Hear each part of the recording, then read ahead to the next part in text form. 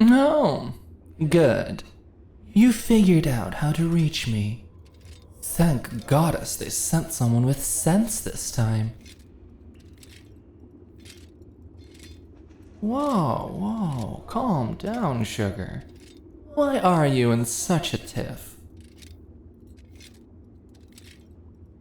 Yes? What about the amulet? It's pretty fantastic, right?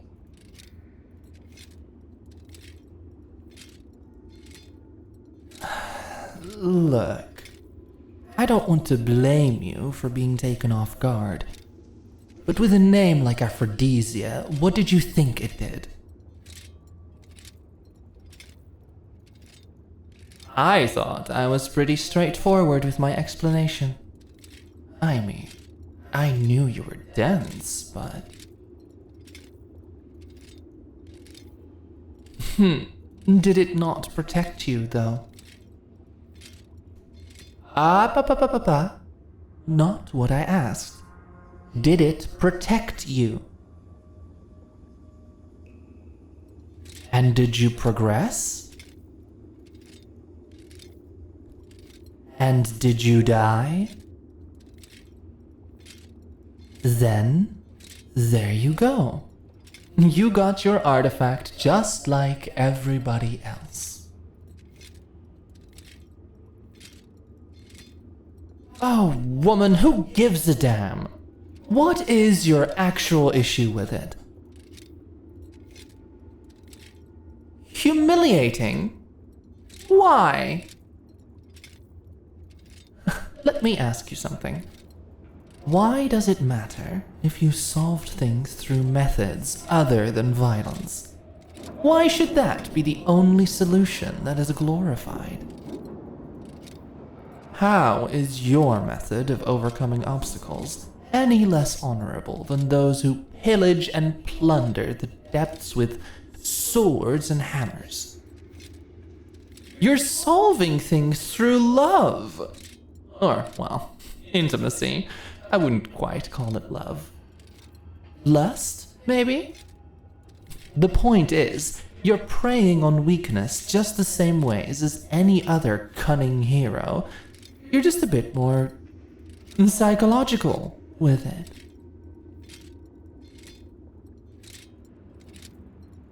It's the principle of the thing. Oh, darling. Principles are so often wielded irresponsibly, aren't they? You mortals hold yourself to these invisible golden rules of propriety and humility. These arbitrary guidelines of what constitutes someone of good moral standing. But who decides these rules? Who wrote the book on these things? Well, I'll tell you who. Dusty old men in dusty old offices whose only redeeming quality is that they have the decency to stay dead. Listen to me, girl. I'll say it again and again. Humility is a tool of the strong to oppress the weak. It's the crop with which the oppressors beat the cattle-like masses into staying in positions befitting their origins. It's what keeps kings in thrones, servants in rags, and women in kitchens. Humility is your enemy. So what if you're embarrassed? So what if you would be judged for your methods? No one has done it like you have. No one has had this opportunity before. Yes, you are extremely strong and full of grit and capable and clever and impressive and have the makings of a hero of legend. But if you let yourself be shaped by these expectations of what a hero is meant to look like, what do you think will become of your legacy? Sure, you may be lauded as a hero, you may be an example to some hopeful girls out there. If they even get to hear your story, that is. But more likely, you'll slip between the cracks as one woman who just managed to do what a man could because she's an outlier. They'll say, well, sure, she could do it, but only because she rejected her femininity. Only because she emulated a man.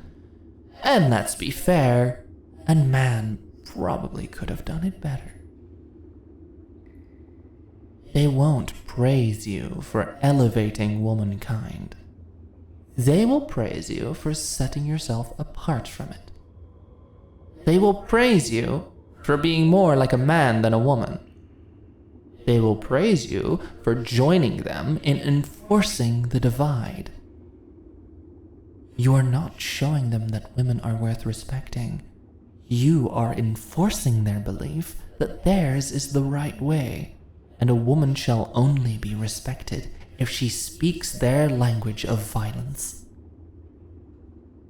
There is no change without someone's worldview getting challenged. There is no reform without a change of leadership or a change of heart. Everyone has seen the hero thing before. Human in armor with weapon slays monster. Boring! Forgettable, crude, barbaric. Been there, done that. So what if you're a woman? I can guarantee you, no one has done it like this. No man could appeal to others like you could.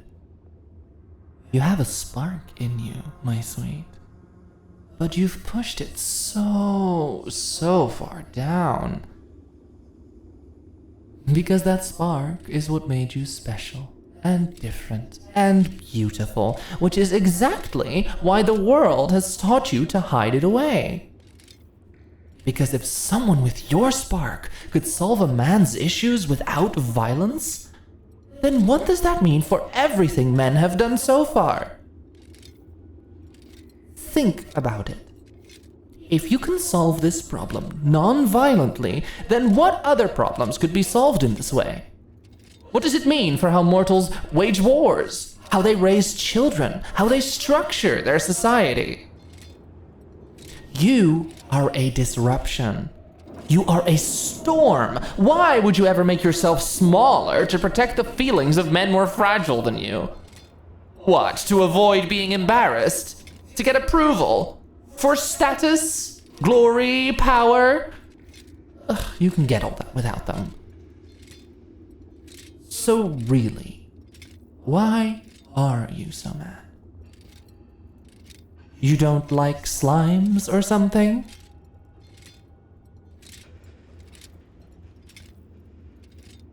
You're not interested in...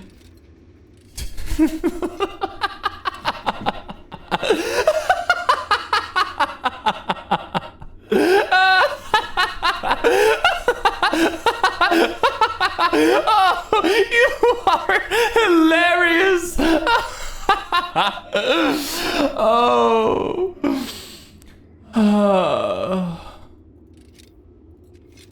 I know it's not a joke, but you are simply so adorable, I couldn't help but laugh. I'll give you this. There certainly are people out there with zero sexual interests. But trust me, sugar, you are not one of them. I'm a goddess. I am older than your entire civilization. I am older than the continent you're on currently. I have seen empires rise and fall. I have seen the peak of humanity and the very deepest depths. I have been worshipped, loved, feared, denounced, you name it.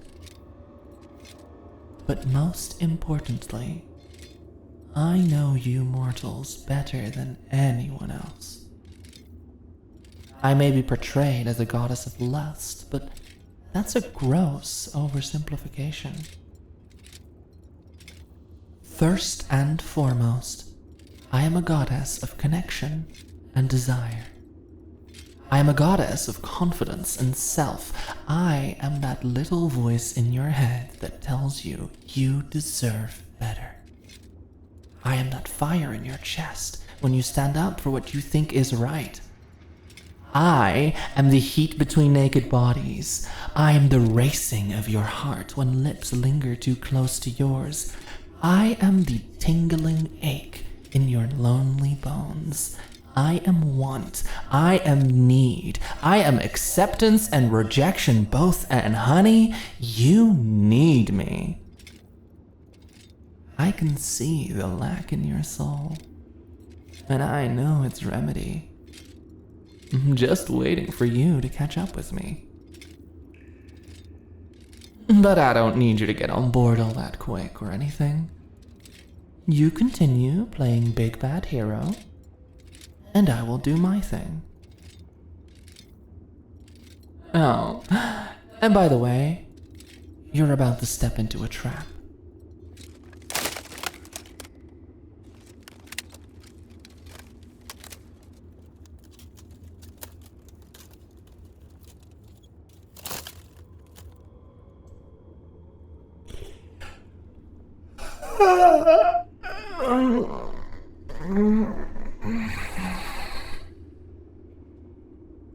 Dinner already?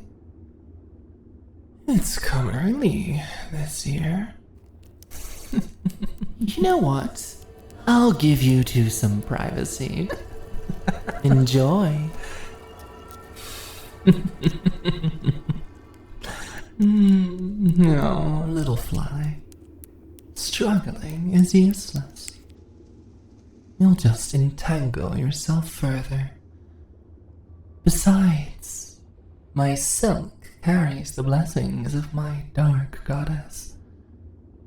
It is stronger than steel and softer than velvet. You're not going anywhere. Oh? Such fine features. You are of a higher grade than my usual meals. I think I'll savor you a while. One doesn't just devour a delicacy such as you without the proper ambience.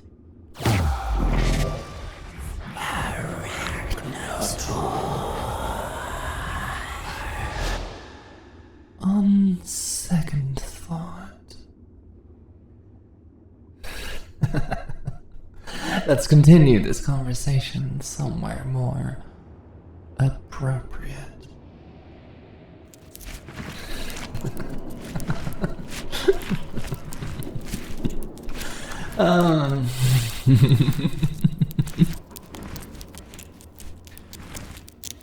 Here we are. Step into my parlor, said the spider to the fly. Not that you'll be doing much stepping. What do you think? I'm quite proud of my nest, dark as it is. Just because I reside in a cave and feed on mortal flesh, it doesn't mean I can't have some class. Yes, I'd say I have a taste for the finer things in life. Which brings me to my next subject. You. I have never seen such a specimen. Less hairy than the others, less crass and offensive on the eyes and ears. Even if I do wish you'd stop yelling so much. There. Nice and quiet. You can breathe, can't you? Nod your head yes for me if you can. There's really no point in being stubborn. Just tell me if you can breathe, or I'll ensure you can. There. See? Was that so hard? Now, what is a stunning creature like you doing in a place like this? That was rhetorical, little fly. I wouldn't expect you to answer after I just gagged you. Such a stubborn little creature. Have you not yet realized how little point there is in struggling? No, fine. I didn't want to play with this so soon, but I suppose it would help you understand your situation a little better now, wouldn't it? Now, you'll want to clench your teeth. Stay still. This will only hurt more if you squirm.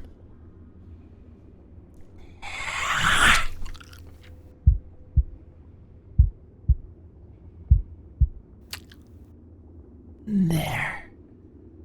Now, give it just a moment.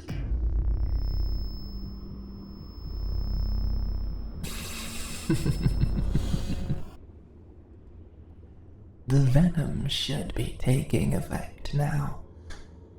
You'll notice your every muscle weakening, like wet sand filling your limbs. And then, perhaps, you'll start to feel a little itch. You see, my venom increases your blood flow to vital areas, in the process making you feel hot. You'll notice you become more sensitive as your thinking gets a little muddled, and you start to feel a growing need. And if those eyes tell me anything as full of hate as they are, it's starting to take effect, isn't it? Are you maybe a little bothered? A little tingly?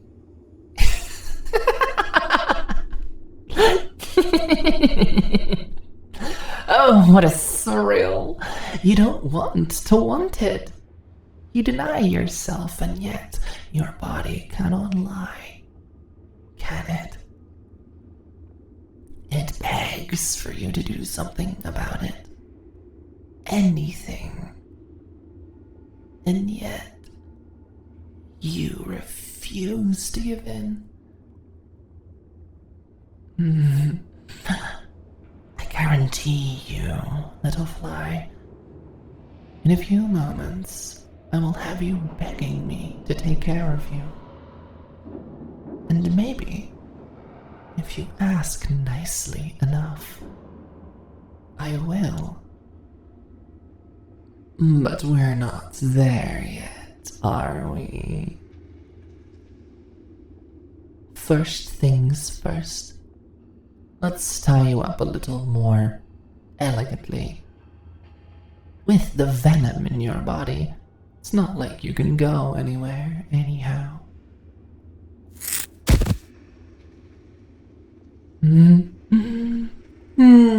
It's been a long time since I've had someone suitable for this kind of play. You surely understand my excitement. On the whole, I manage to keep myself quite sated. Plenty of things wander up from the depths, and they provide me ample nourishment. But this is a type of nourishment that is harder to come by. and nourishment of the soul. They're nice and pretty. With your arms behind your back and your feet tied, you truly are helpless like this, aren't you?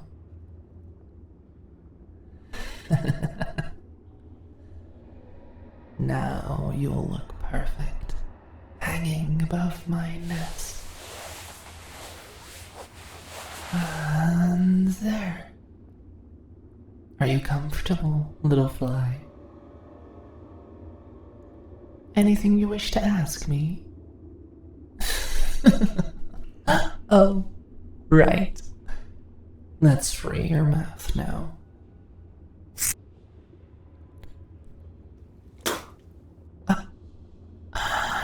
Spitting is not very proper conduct now, is it? Though I like your grit, what are you even fighting for? It's just you and I here. And you know, I could make you feel fantastic. Why don't I give you a taste? And maybe then you'll feel a bit more honest. Praise yourself lucky, fly. This is a privilege not afforded to most.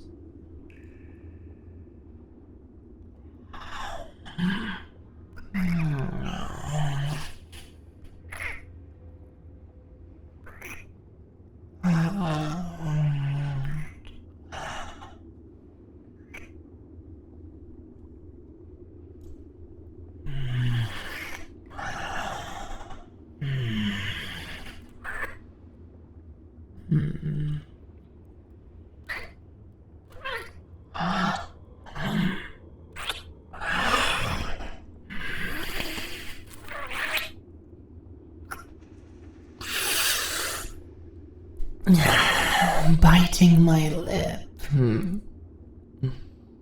That may have actually hurt, had your muscles not been so weakened. Denial looks cute on you, little fly. But anyone can see the hunger in your eyes and know the truth. You want more.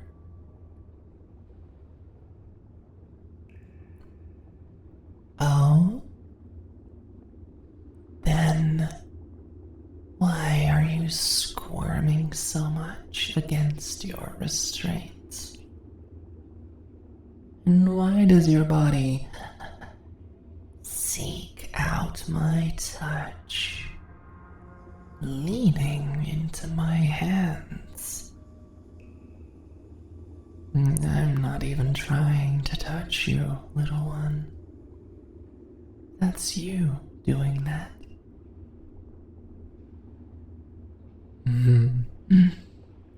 Why don't we have a little lesson in using our words to ask for what we want?